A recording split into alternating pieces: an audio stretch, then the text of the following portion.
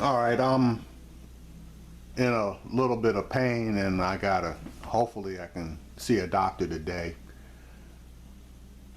So it may be a little difficult for me to adequately verbalize my thoughts and feelings regarding this particular subject. Here we go. 9/11 was something that touched every American,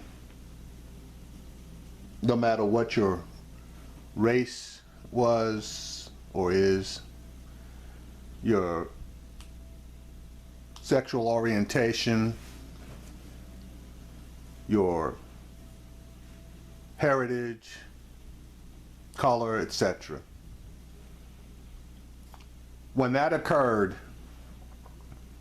it wasn't an attack on just some people, it was an attack on all of us. Yeah, I know that the attack basically took place in New York with a valiant group of people that caused one of the hijackers to crash in Pennsylvania, and one of the planes that hit the Capitol. I recognize that, I understand that.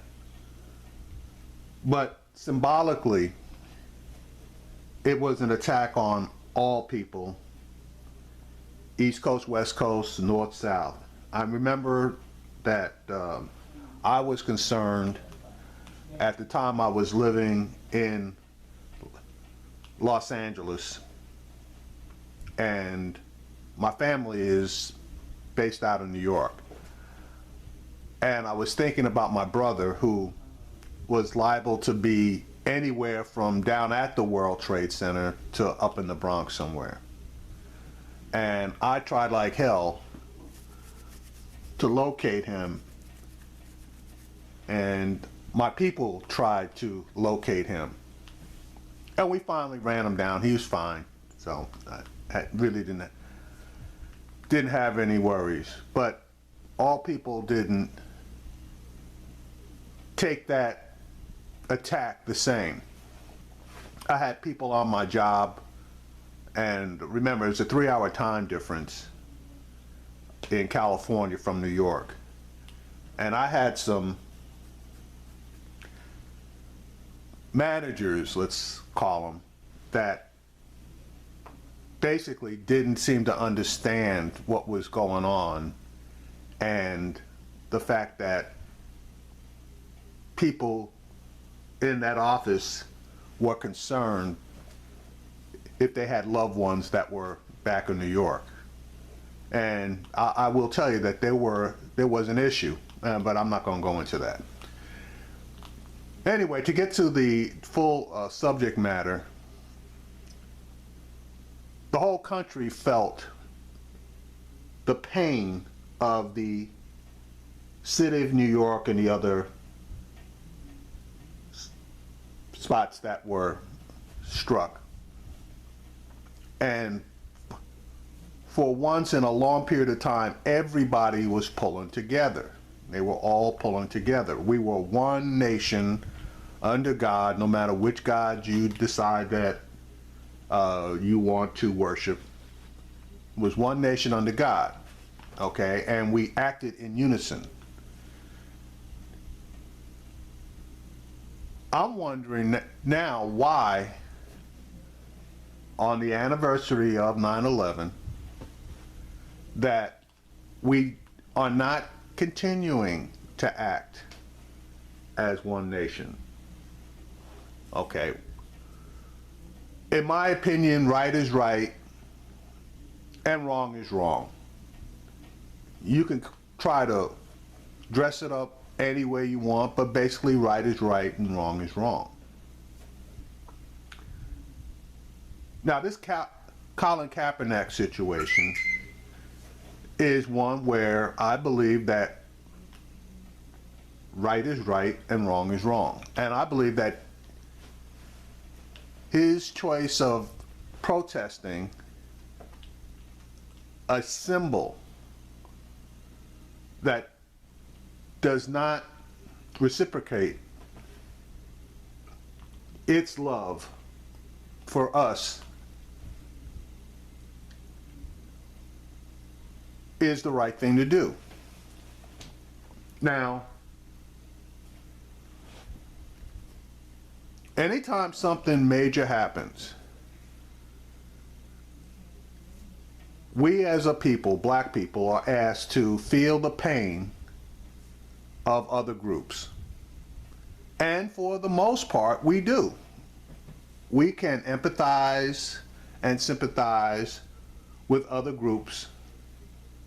But when it comes time for the other groups to empathize and to sympathize with us, we look around and we're standing by ourselves.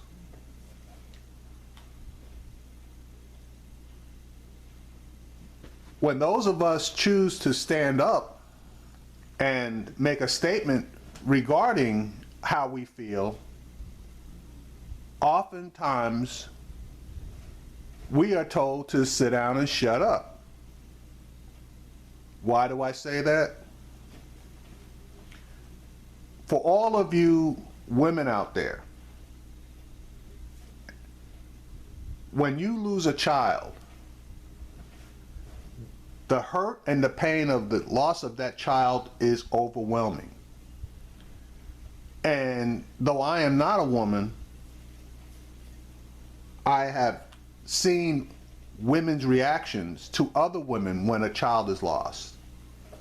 I've seen women react to my wife when the subject of a lost child comes up, and how emotional my wife gets, and the empathy and sympathy that's expressed to my wife over the loss of a child. I say this because in specific cases, and I'm not even going to talk about the adults, but specifically when Tamir Rice was lost, there wasn't the feeling of that empathy for the loss of that child. Okay? So what I'm saying is, why is it that when something happens and we righteously, as a people, black people, stand up and wail and do whatever we do in order to express our pain, that we don't have white people and other minorities stand in unison with us, giving us the sympathy and the empathy that we deserve, and being righteously outraged at our loss. Now, that's a long-winded way of stating that Colin Kaepernick has jumped out there and taken a look at a symbol that people are supposed to, quote unquote, show love to, but that symbol that people are, quote unquote, supposed to show love to is a symbol of us not being shown that love back. And people get upset about it. Now, he's chosen to sit in protest, not of the symbol of, but of what the symbol represents. And people get upset about it. They get mad about it. Police talk about it being unpatriotic, whereas the veterans are turning around and saying, no, they understand what he's talking about. He's not railing against them. He's railing against something else. But you get all these bullshit police, police, not the departments, but more so police unions, who in my opinion are representative of some of the most corrupt bullshit that you could see. They never want to hold their own membership accountable. Every action that a police officer takes is absolutely correct in their eyes. And I have a real problem with that. But anyway, I'm going to run this clip from the Roland Martin show, which is, I believe, starting to show the growth and realization that something is wrong and we need to try to make it right. All right, folks, the NFL kicked off the 2016 season on yesterday. It fell on the 15th anniversary of the September 11th attacks. You saw lots of flag displays, first responders, police, and fire all across NFL stadiums, but you also saw some moments of protest. The first video you saw there, Seattle Seahawks, they chose to stand with their arms locked in a show of solidarity. I'll explain to you what that actually meant later. On the other side of the field, 4 Miami Dolphins players chose to kneel during the national anthem. In Kansas City, Marcus Peters chose to protest with a raised fist, while other Chiefs players locked arms. And over the weekend, a number of high school players around the country took part in protests. In fact, for the NFL, a total of 14 players were involved in protests. One Massachusetts football player, Mike Apong, took a knee during the national anthem. He tweeted last night, quote, "My coaches and principals have decided to suspend me for 1 game." Now, what kind of bullshit is that? That he decides that he wants to protest, okay, and they decide that, nah, you don't have the right to protest, so you suspended 1 game for exercising your constitutional right to protest. Now, obviously that's one high school student, and I don't know what's going to come of that, but is that really what we want to promote as far as our young people are concerned, that they need to shut up and be good sheeple and follow along and not have a mind of their own, not have opinions of their own, etc.? No, I don't think so.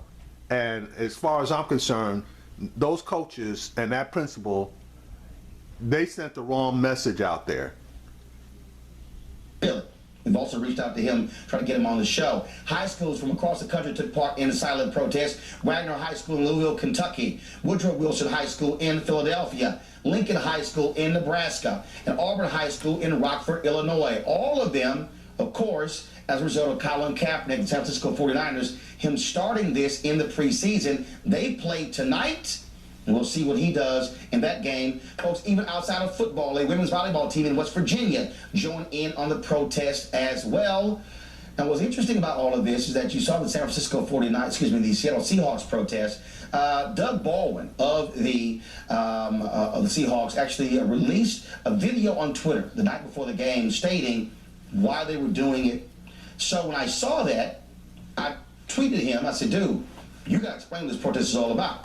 He then texted me. We had a long conversation back and forth where he said that this really is an attempt to be able to get moderate whites to accept why Kaepernick is protesting. And he used Dr. King and his views as a rationale. I'm still trying to figure out what he's talking about because it makes no sense. Let's go to our panel. Okay, before he goes to his panel, the protest is over injustice. And anybody who doesn't support a protest over injustice, in my opinion, doesn't understand the formation of this country, because this country was formed because of protest. You're talking about the Boston Tea Party, okay, where they went in and threw all that tea overboard because of the tax on tea. You're talking about taxation without representation and the protest behind that. You're talking about the war for our independence. Those were all based on protest for injustice. If the original colonists had been given all the rights that they were entitled to by the United Kingdom, or England, let's call it England, they had equal rights, equal representation, this country would still be a British colony. Okay, but because they didn't get equal rights, equal representation, they said, the hell with that. They just said, we're going to revolt. Okay, we're going to form our own. If you guys won't do the right thing by us, we're going to revolt, form our own, and we'll do what we do, and obviously, the history we are today, we're here where we are because of that. So that is just being American. Your right to protest is guaranteed under the First Amendment of the Constitution. And anybody that rails against your right to protest, as far as I'm concerned, they don't know the Constitution, they don't stand for the Constitution, and they need to keep their mouth shut about any other amendment within the Constitution. Now, I'm not saying that they don't have the right to disagree with your stance, because that is their right as well.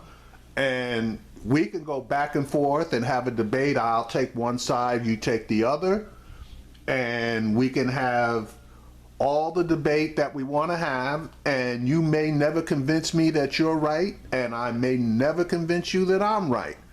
But my right to say what I'm saying does not supersede your right to say what you're saying, and vice versa. So that's where we are. So with all of these quote-unquote police unions claiming that they don't want to provide security for football games, well, they got that little American flag pin on most of their uniforms. They need to turn around, take a look at that pin, and know the history of that pin, and remember the oath that they swore to uphold the Constitution, and basically, excuse me, had to sneeze, and basically shut their mouths as far as the actual act of protest. And again, I will say, they can say they feel this way, that way, the other way, and that is absolutely their right. But again, the act of protest is as old as the formation of this country, and even before the formation of this country. Yeah, we have Spencer, Michelle, as well as Eugene. So here's what's interesting about all of this. Folks are condemning Kaepernick for protest. Excuse me. And yesterday, the NFL played a video from President Barack Obama calling for unity on the 50th anniversary of 9/11. In numerous NFL stadiums, the president got booed. Yep. So I find it interesting that there are people mad at Kaepernick for protesting, saying he's unpatriotic, but yet when they say, oh, we should all stand for the flag and national anthem, yet when the president of the United States gives a video talking about unity on 9/11, he gets booed. Yep. And no one says anything. You're saying something, and thank goodness. It is, I don't even know what to say. The president did the right thing in calling for unity. I think what the football players are doing and other sports teams are doing across the country is fantastic, but particularly football, because black men are so predominant in the game, and the NFL relies on them, and this is a way for people who go out and cheer and they want their football team to win, and the football teams are basically being run by black men, to understand that this is a very serious thing.